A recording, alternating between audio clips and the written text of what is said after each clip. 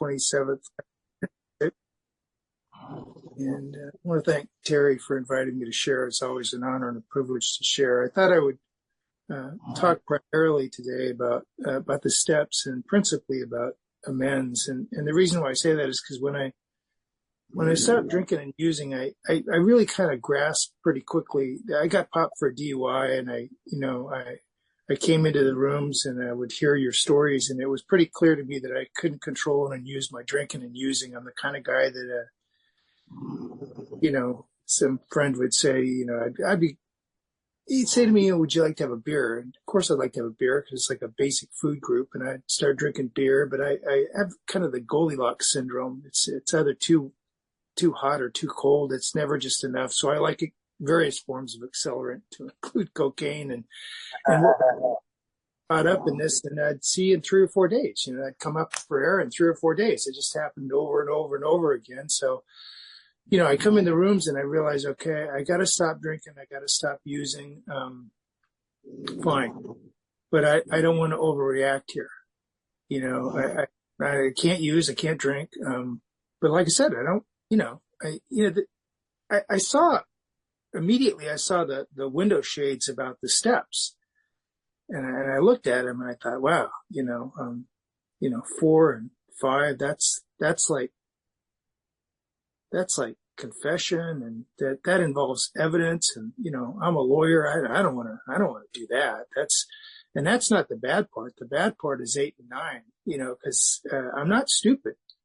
I know it's their amount. I know it's their money. I took their money, but, some of them don't even know I've got it. And I don't understand how me giving them back their money is going to help me stay sober. This just doesn't make any sense to me. I need the money step. I'm really kind of having some financial difficulties, and you told me that the spiritual always precedes the material. It's not the other way around. And I thought, oh God, this is ridiculous. And I went about 100 days, stark raving sober, and I finally had a meltdown, and I came into the rooms and I got a sponsor, and my sponsor is a guy named Michael, and Michael, did a couple things. First of all, he told me that what we do is we read the book, and when we get to the book, we say a prayer, then we do the step. And I thought, wow, okay, that seems excessive, but I didn't have a better plan. And he would constantly say to me things like, if you got a better plan, do it, go ahead. But if not, why don't you do what we do? And he said, look, you would tell me things like, I'm not a one trick pony.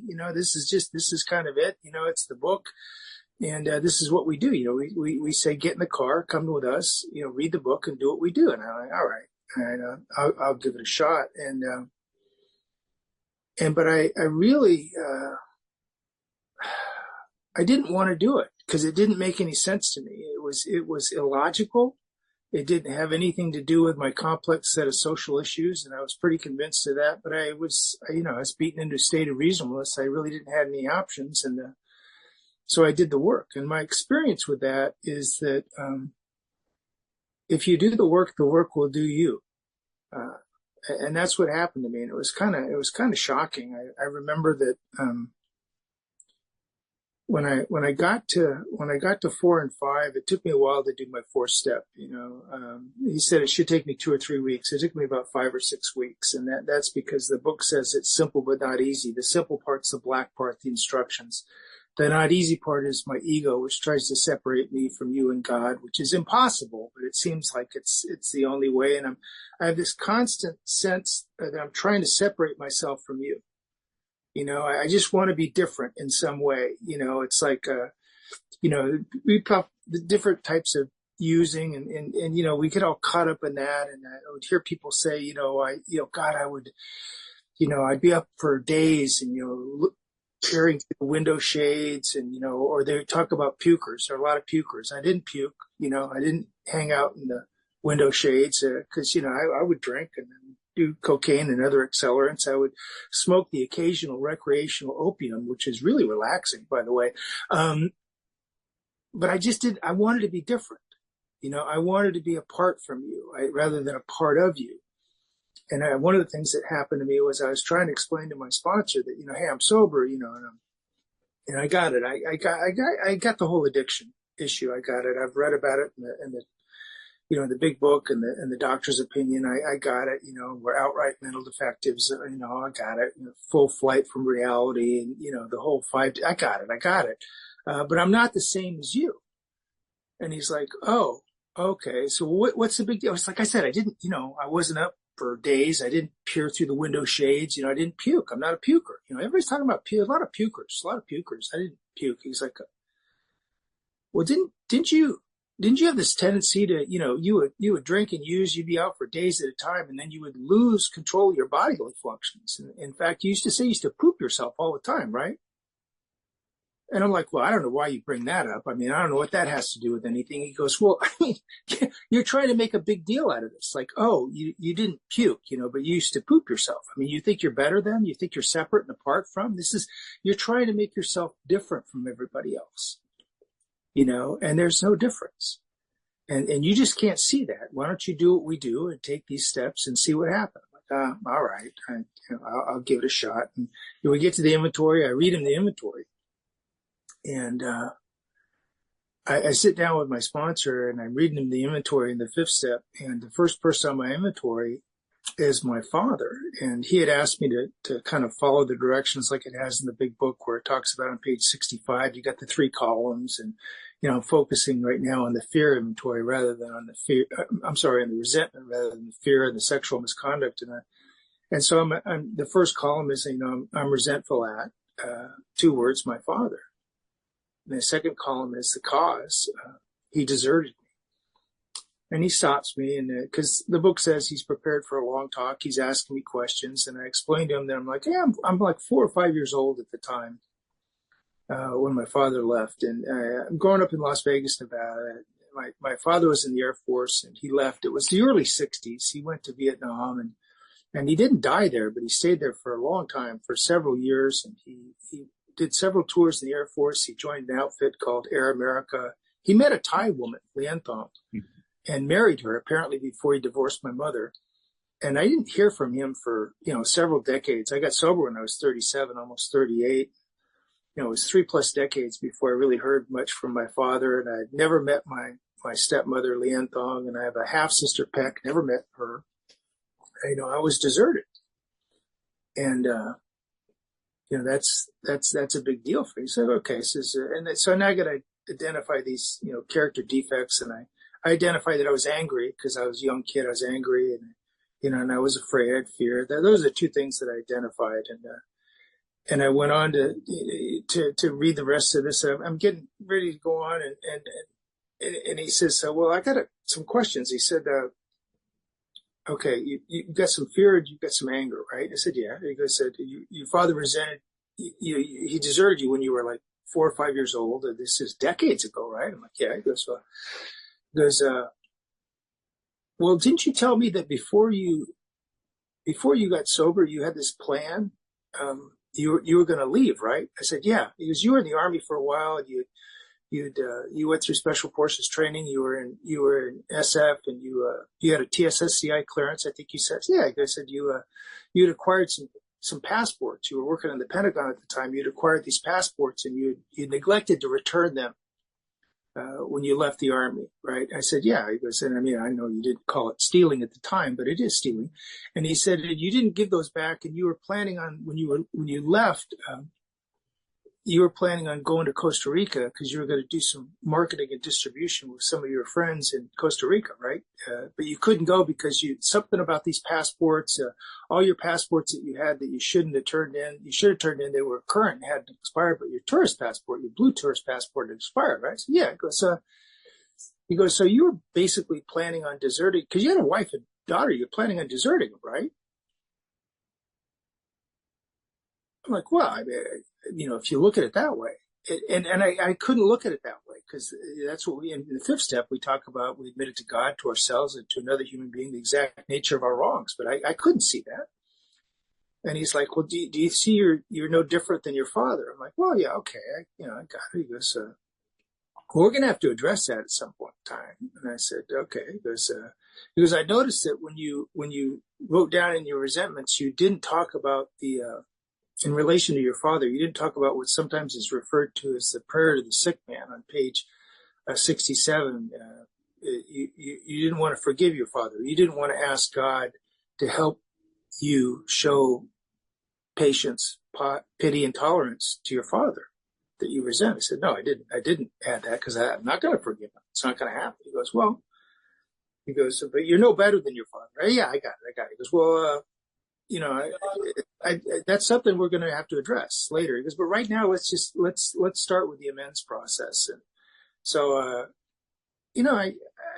I start paying back the money. I make amends to the wife. I'm back in the big bed. I don't quite have the crossover privileges that I think I deserve, but things are going better, and I'm making amends, but I'm not making amends to my father. And I don't realize that the amends that's the fulcrum that kind of pulls us into that spiritual experience. I'm praying, I'm meditating, I'm starting to sponsor guys, I'm doing all this work, but I'm pretty slow in the amends process.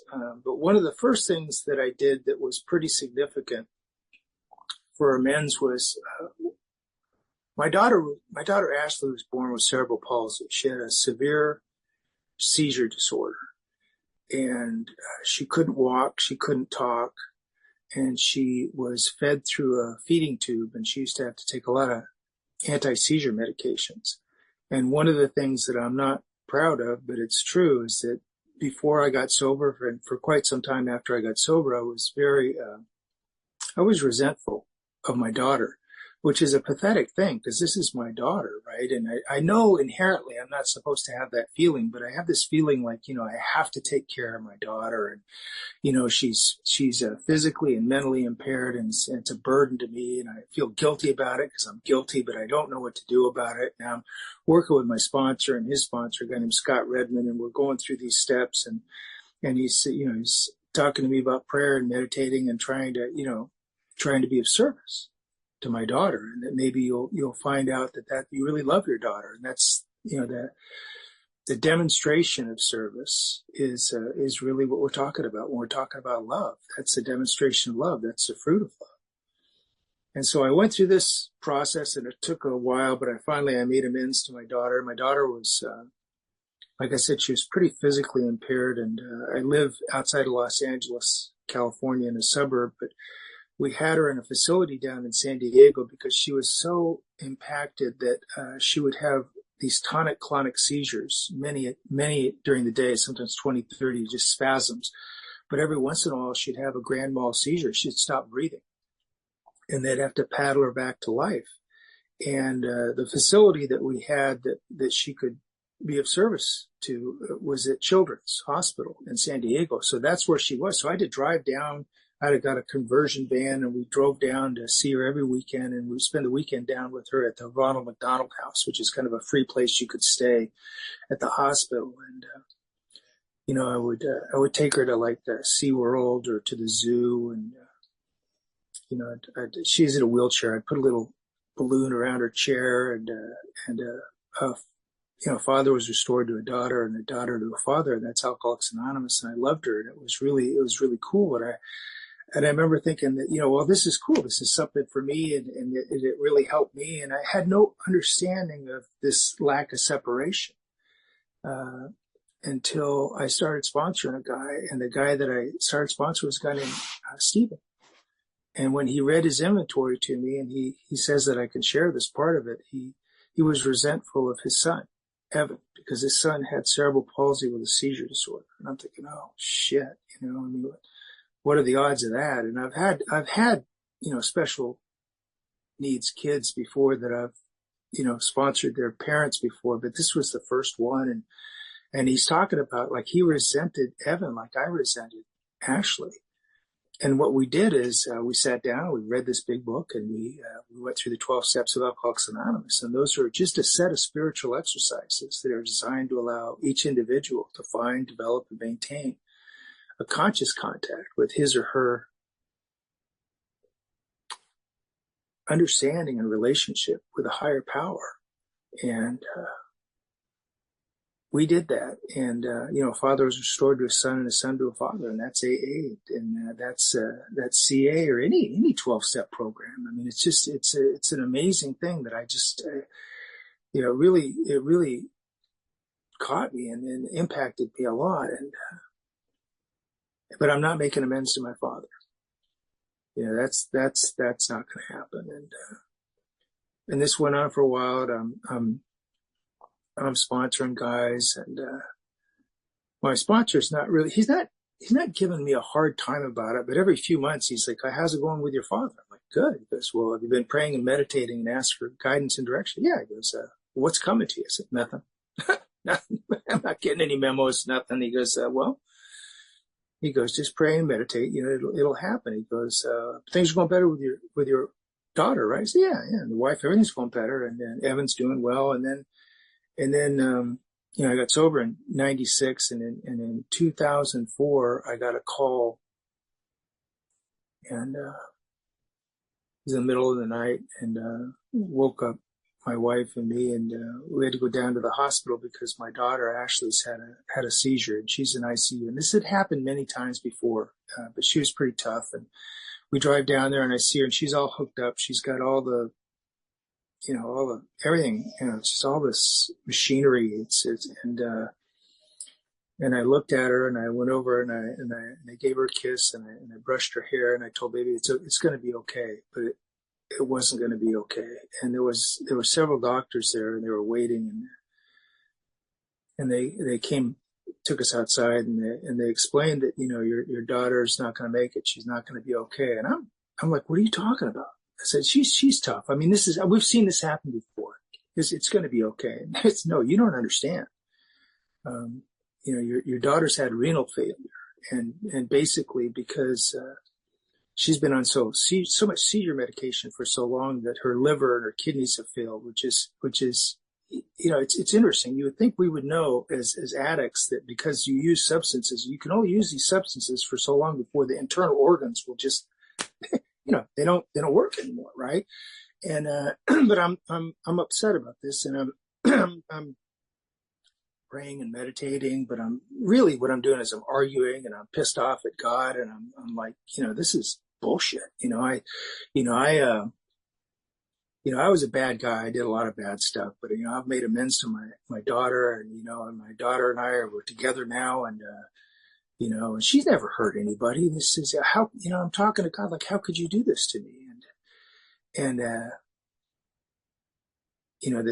this meeting is called Outright Mental Defectives. And that's because we have perception problems, right? And my perception was that God was doing this to me, or withholding something from me, which is not the truth, because I'm feeling separate and apart, and I'm pissed, and I'm explaining this to my sponsor, Michael, and to his sponsor, Scott. And I'm very grateful that they didn't say to me, "Hey, you're being selfish and self-centered," which is the truth. What they said to me is, "Look, pray and meditate, talk to God, argue with it, God, yell at God. It's okay, but stay in contact, and just keep praying and meditating. It'll come to you."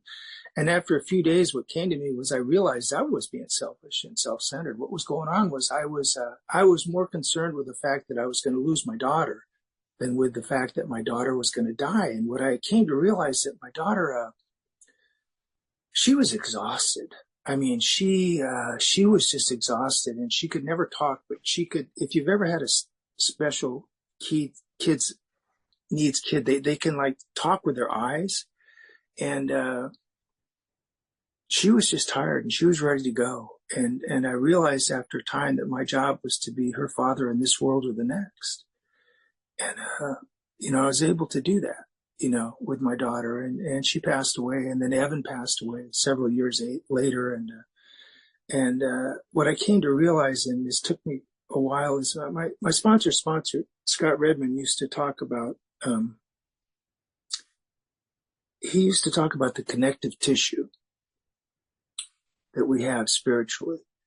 That essentially, as an addict, what happens is we have this false sense of separation, and it's not real, because there is a connection between us, and it's there. And if we just pray and meditate and do these steps, we can feel it, and it's always there, and it's a part of God, and it's a part of me. And I realized that, my daughter was gone physically, but she was not gone, because a part of her had been imparted in me, and I had learned about love and service through my daughter. And Scott died, and a part of part of Scott is embedded in me, and I've lost people that I've loved in Alcoholics Anonymous and in CA and in other 12-step programs. And if you're around a while, if you're in any of the rooms, you'll hear people talking about people that are not there anymore. They're not, and sometimes people will tell stories about people that they've never even met. But we'll talk about these stories because they live on in us, because these experiences have become embedded in us, and that's what recovery is about. And when we talk about passing it on, that's what we're passing on. We're passing on these experiences. And Alcoholics Anonymous and CA and any of the A's, they're all experiential, and we're here to have our experience, not other people's experiences. And that's, it's just an amazing thing. And I hope you can have that experience. And the thing about amends is, it's just transformative, and it's shocking because it's not something that you can plan for. You just take these steps and it's like, wow, I'm different. The world as I knew it is different. I don't have these feelings and emotions anymore. It's really changed. And like I said, these amends are critical, but, the 12 and 12 talks about how rebellion dogs are every step. And, there's one of the groups that I used to go to in Des Moines, Iowa, was called the Rebellion Dogs, and they just cracked me up.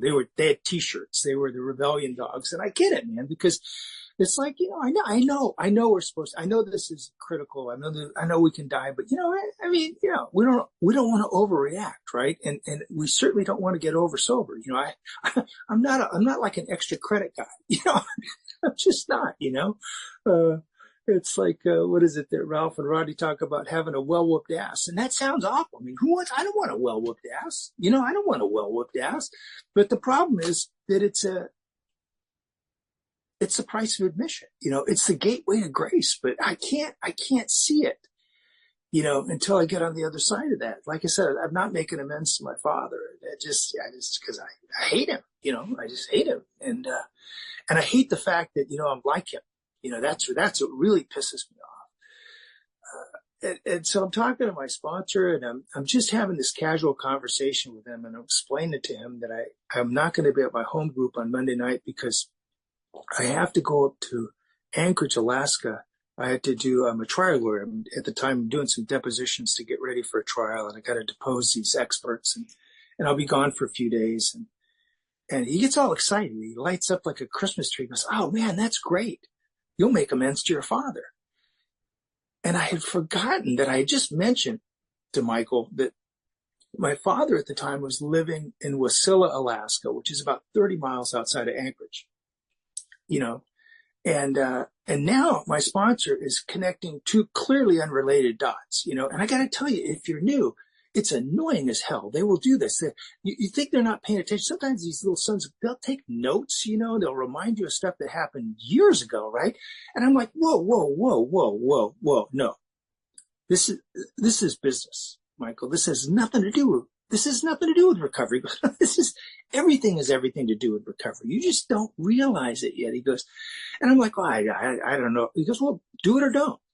Do it or don't, which used to just always pissed me off, do it or don't. But, I'm like, all right, I'll get back to you. So I get quiet for a while and I pray and meditate. I'm like, oh man, I realize I should do this. And it's not like I've had this spiritual enlightenment. It's not like God talked to me. What I realized was, oh man, I'm sponsoring all these guys and I'm telling them about how they need to make amends, right? And I am not doing it. I'm a hypocrite. This is pathetic, right? So I go to Mike like, all right, I'll do it. But what do I do? He's like, man, I don't know. I'm not going up there. You're going to talk to God. I'm like, oh, you're killing me. I used to call him the mystic muffin, the cosmic cupcake. I mean, it didn't matter what the problem was. Michael would always say, if you pray and meditate and you ask God for guidance and direction, it'll come to you. It may take a while. You may hear it in a meeting. You may hear it in the grocery store, but you got to be present. You got to pay attention. The answer will come. Like, oh he would say things to me like, God is old and slow. He doesn't wear a wristwatch, man. You gotta, you gotta hang in there. I'm like, oh God, right? So, all right. He goes, well, just call your father and call him first. See if he'll see you. So I call him. He says, yeah, he'll see me. And I'm like, oh man, but I don't know what to do. I don't. So I'm praying and meditating because I want the answer, I want the answer, right? And it's not coming to me, but I've made a commitment. So I fly up to Anchorage and I go through the terminal and my father's there and he's older than I remembered. He's shorter than I remembered, which is, it's been decades, right? And I walk up to him and I'm like, all right, God, I'm ready, and I got nothing, right? And I walked up to him and without even really thinking, I just grabbed him and I hugged my father and he buried his head in my shoulder and he cried and I cried and forgiveness occurred. All I had to do was show up and get out of the way and who knew, who knew? And by the way, after that happened, the relationship with my wife got a lot better. I don't know that has anything to do with anything, but it seems to be connected. It's like this whole false sense of separation, which is total BS. And I just can't see it. And thank God I have a sponsor, and other men and women in Alcoholics Anonymous that can guide me through this process. Right. And like I said, this forgiveness occurred. And we talk a lot about acceptance, and probably one of the most popular stories in the big book is, acceptance is the answer. It used to be called Alcoholic Addict, Dr. Alcoholic Addict, which is a lot better. It says Paulo's story. Paul was my sponsor, and I knew him, and he died in, I think, 2000. And then he used to talk about how he liked the story. He wrote the story, but sometimes it was taken out of context and that like, cause people like acceptance is the only answer. Like once you accept, you're okay. And he would remind me that, acceptance is really good, but if you don't have forgiveness, you can still accept somebody, but resent them. But if you forgive them, it's over. Right. And that's all great. But a lot of time that takes divine intervention. That's not, and usually with a pretty significant sponsor assist, like I had with Michael. And the thing about forgiveness is once you've experienced it, then you can convey it. It's like they talk about in the, in the 12 and 12 and the 11-step prayer, it says, Lord, make me a channel. And the religious version of that prayer, the Catholic version, which is a perfectly good prayer, but it's Lord, make me an instrument. And it's interesting to me, the difference is because, I can wield an instrument. I can hit you over the head with an instrument. I used to want to wield a sober stick with some of the guys that I sponsored because these sons of bitches are just not paying attention. If I just whack them around a little bit, but we don't do that. We don't do that, right? It's not an instrument. It's a channel. Well, you got to clear the channel. How do we clear the channel? We make amends.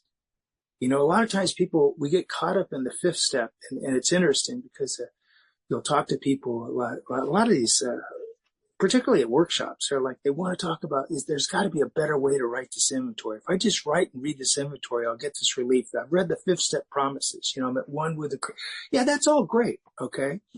But the reality for a lot of us is you're not clearing the channel. Chuck Chamberlain talks about we uncover, we discover, and we discard. We only uncover and discover in 4 and 5. We don't discard. We discard in 8 and 9. What we do in 4 and 5 is we go into the punch bowl and we see there's a bunch of turds in there, man. And we see them in there. But until we fish those little bad boys out and throw them away in 8 and 9, we don't get rid of them. And it's almost impossible to realize that until you experience it, and I know that this process works because I've not only experienced forgiveness, I've been able to give forgiveness. And when I'm new, I'm not a forgiving guy. I'm not I keep lists, it's not my nature to forgive. Like I said, with my father, it's just, it's not normal. It's not my natural state of being. But I know it works. And one of the reasons why I know that it works is because, 2016. Yeah, 2016. So that was like a little over 8 years ago. I got shot. And I've been shot before. I was in the military. I was in Beirut in 1983, but at that time I just got clipped. You know, it was not a big deal. And I remember I talked to my team sergeant, and he was not impressed at all. He's a Scottish guy. He's like, it's a mere flesh wound. I'm like, man, I got shot. You know, so no, it's no big deal, right? But when I got shot in 2016, it was pretty significant. And by the way, I'm sober. You're not supposed to get shot when you're sober. You know, you're not supposed to go to jail. None of this stuff's supposed to happen when you're sober, right? And so I'm sitting there, and I was up in Badger, California, which is a beautiful, idyllic spot. It's near Sequoia National Forest. And I'm in this cabin, right? And it's a 2-story cabin, and I'm on the first story, and I'm just sitting, I'm minding my own business. I'm not bothering anybody. I really didn't do anything. I'm just sitting there, right? And this guy from upstairs decides it'd be a good opportunity to clear his Glock 9mm weapon, which is ordinarily not a problem. But he forgot a rather critical step. He forgot to remove the magazine. So what happened was when he pulled the slide back, he actually jacked around. He chambered around. And he pulled the trigger and he pointed it at the floor that he was on, which was the ceiling above me. And it went through the ceiling above me and it entered my chest right here. Now, I'll tell you, this will get your attention. And, you know, we talk a lot about serenity, and that's great, you know, spirituality, serenity. But I have to tell you that the first words out of my mouth, and I kind of yelped a shortened version of fire truck. Right. And I grabbed a towel and I because I'm bleeding. Right. So I'm trying to stop the bleeding. Right. And I'm like, oh, shit, you know, and the guy from upstairs comes running downstairs. He comes around the corner. He goes, what happened? I'm like, all right, Captain, obvious. You shot me. That's what happened. So I'm telling this guy, you just shot me. Right. And he's like, this guy is freaking out. He is really freaking out. And that's because, you know, I got this bloody towel. I've been shot in the chest. I'm sure he's worried about me physically. You know, I mean, who knows? I could die. I've been shot in the chest, right? And he's probably also concerned about potential criminal liability. And then this really weird thing happened.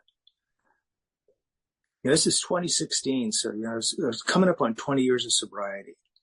And I started trying to calm him down, which is bizarre.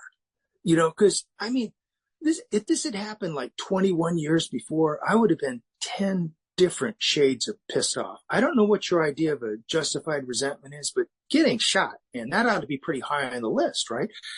But because of these steps and because of God of my limited understanding based on my experience, you know, I went right through acceptance and into forgiveness. I'm trying to calm him down. It's like, it's going to be okay. You know, I don't know if it's going to be okay, but that's what I'm telling him, right? But I've been shot. You got to go to the hospital. I got to go to the hospital. So they take me down the hill to Visalia, a little town called Visalia, and there's a medical center there called Kauai Medical Center. And I go in there and I go into the emergency room lobby, and there's a nurse. And she sees me and she says, "Can I help you?" And I'm thinking it's pretty obvious. You know, I got this bloody towel, but I said, yeah, I've been shot, right? And what happens when you've been shot is I go right to the head of the list. Okay. There's people there. They've got, you know, broken arms, legs, whatever. But, you know, now they got the crash cart going on. They got 12, 13 people working on me. They do an overhead x-ray. They do an EKG. They got a cardiothoracic surgeon. He's overhead. He looks at the x-ray and he goes, God, I don't know how to tell you this, but, this round, this bullet, it missed your heart and all your major arteries by millimeters, and the bleeding has stopped. So, you know, it looks like you're stabilizing, but we noticed when you did the EKG that you've got this thing called, you know, it's an atrial flutter. It's kind of like AFib. Your heart is just spasming occasionally in kind of an erratic manner, which is not that surprising because the bullet, you know, just went right by it, right? And he said, so we're going to observe you for a couple of days. Then we're going to let you go, but because you need to see a cardiologist because we're going to have to address this atrial flutter thing. You may need some medication or a procedure. So I get released and I go down the hill to where I live in now just outside of Los Angeles, and I go to the local medical center is called Torrance Memorial Medical Center, and I go there and I see this cardiologist, Dr. Carlson. And he does an EKG and he looks at the x-ray and he goes, okay. So he said, yeah, you do have an atrial flutter. He goes, but he goes, you ever seen in the movies where they take the paddles and they shock a guy? And I'm like, yeah.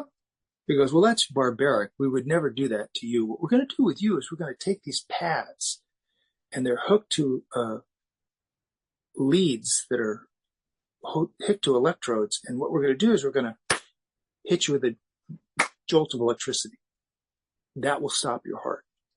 We're going to wait for 5 to 7 seconds. Then we're going to hit you with another jolt of electricity. That'll restart your heart. And hopefully it'll be in sync. And I'm like, Doc, I am not that quick on the uptake, but that sounds like you're going to kill me. He's like, oh, no. We don't like to look at it that way.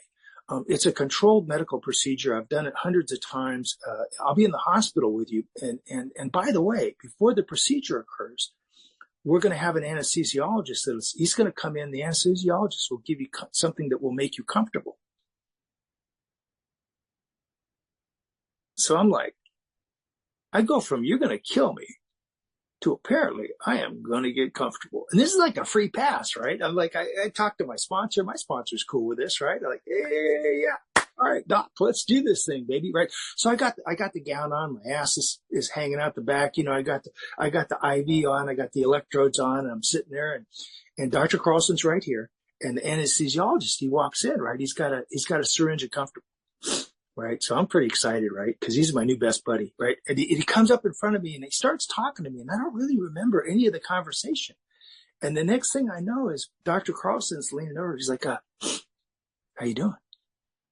I'm like, I'm good, Doc. He goes, well, how do you feel? I said, I feel fine. He goes, well, how do you feel? I said, I feel fine. I'm ready. Let's do the procedure. He goes, no, we did the procedure. The procedure's over. And I'm looking around. I don't see Dr. Comfortable. I'm like, what the hell? You told me this guy was going to make me comfortable. We started having this. We didn't even get a reach around. I don't even know what's going on. Where is this guy, right? I'm like, I am arguing with my cardiologist about general anesthesia. I mean, if you're young, you won't really relate to this, but some of you are older and I don't mind I'm not trying to be cruel, but some of you look like you got sober in the Paleolithic era. You're older, right? So, and years ago when they would, my sponsor, Scott Redmond used to talk about this, they tell you that, you're going to get general anesthesia. And you're like, oh man, all right, great, cool, right? So they tell you you're going to count back from 100. You go 100, 99. 98, like I'm looking for 99 or 98, right? Well, I'm not getting it. There's no 99. There's no 98. There's nothing, right? Because they gave me this stuff called propofol, which is the same stuff that they gave Michael Jackson. They just gave me the correct dose. And the problem with propofol is when they give you propofol, you're here and then you're here. There's no 99. And it's extraordinarily disappointing. In fact, I don't want to judge, but it's bad dope. It's not good dope. It's really, but that's not the point of this. The point of this is it's about forgiveness, right? And I got to tell you, one of the weird things about this is, I told you about the guy who was upstairs for me and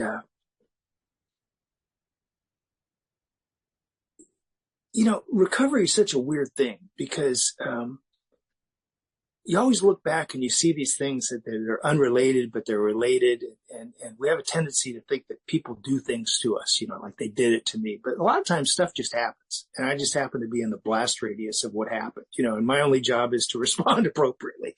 And sometimes I'm in the blast radius.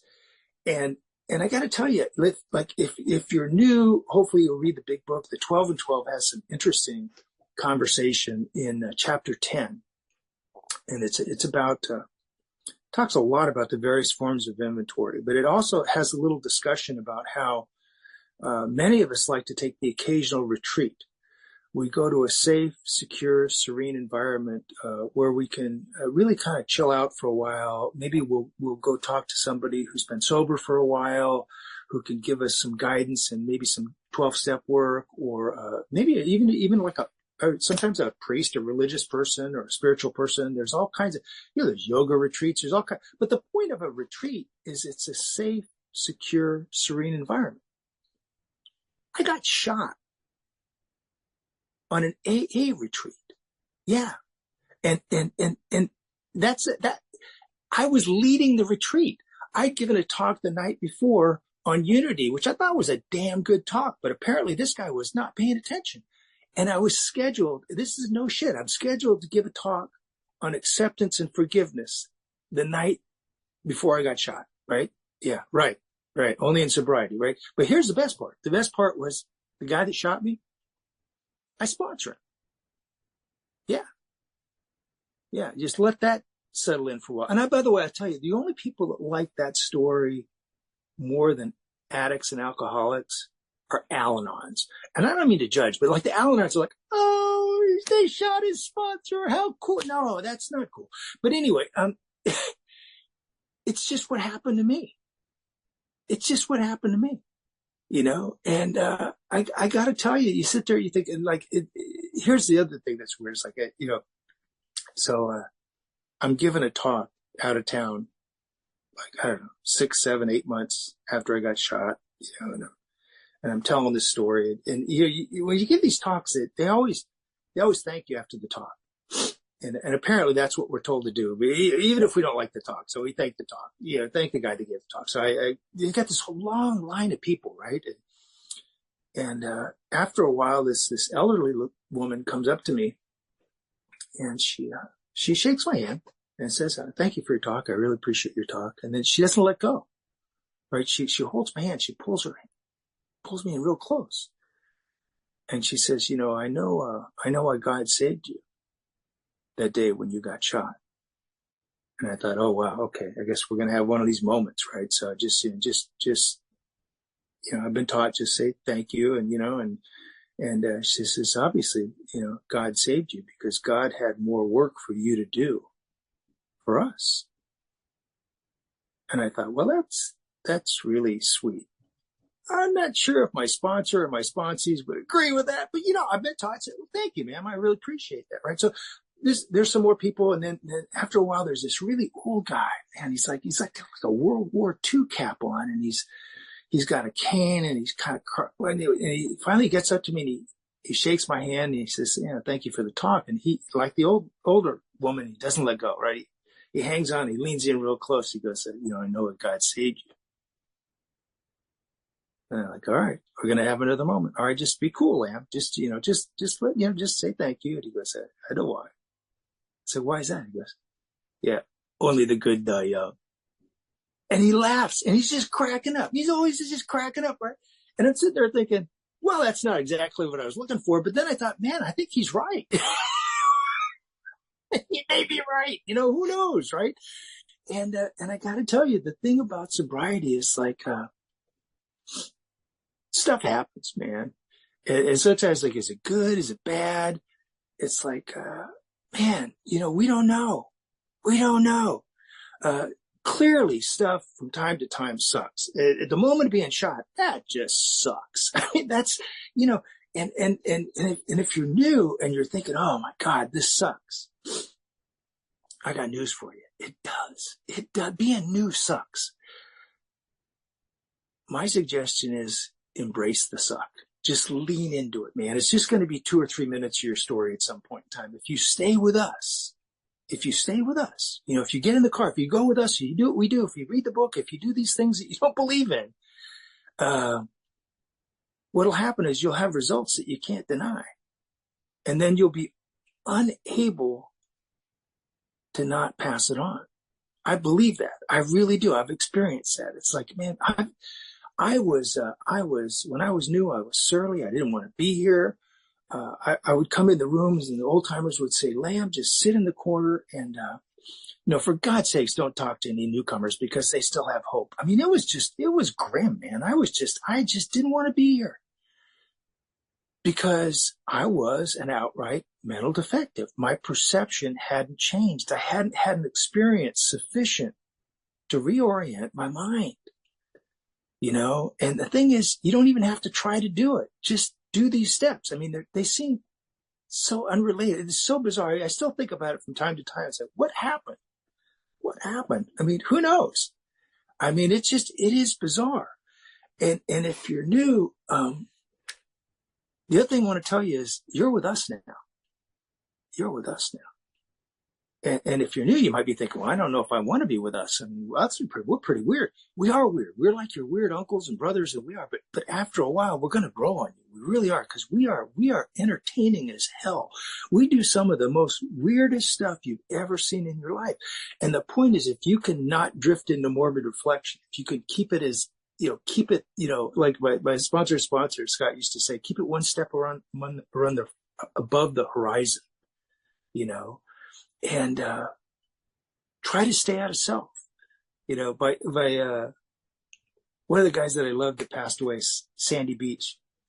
I was complaining at one point in time, and he's laughing, and that's what sponsors and friends do. They laugh at us, because we're fun, and it's annoying at first. He's like, Larry, he's like, you're in the movie of your life. You just don't realize it. And you think you're the director. You're not the director. You're not even an A-list actor, man. I don't even know if you're a stagehand, but you're watching the movie. You can't get out of the movie. You're not going to get out of the movie. It's a matter of perception. You can look at it as Friday the 13th. You can look at it as a horror movie. And Freddy Krueger can be coming after your ass any moment now. Or you can think of it as a comedy. If you think of it as a comedy, it's going to be a lot more entertaining. It's all in how you look at it. And the thing is, one of the things that we do as a sponsor is we try to help people look at it a different way. They did the set-aside prayer before we had this meeting. That's a big one. Can we set it aside? Are we ready for a new experience? And if you're honest and you're new, the answer is probably no. No, but if you don't have a choice, man, just come with us. Be with us. Because the reality is, what'll happen is you'll wake up one day and you'll realize you're suspended in a state of grace, man. You're suspended in a state of grace, and that's the point of the exercise. So I want to thank you guys for being here. And now I think we're going to have some Q&A, right?